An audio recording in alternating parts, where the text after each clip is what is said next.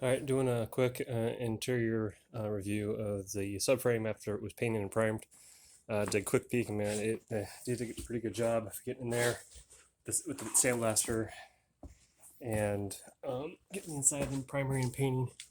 So as you can tell, based on previous videos, this was all rusty on the inside. So if they can get in with the paint, they got in there with sandblaster. So I have no videos of it after sandblasted, but he said they got on there pretty good and got nice and clean.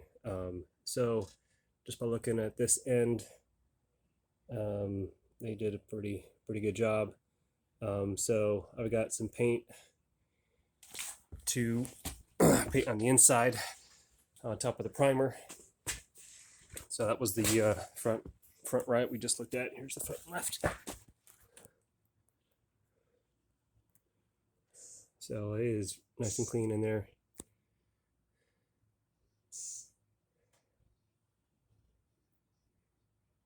All the way down.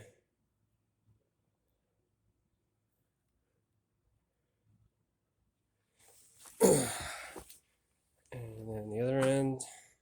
Oh, he's primered everything too? Yep. Oh, good. Oh, isn't that nice to have a piece that's...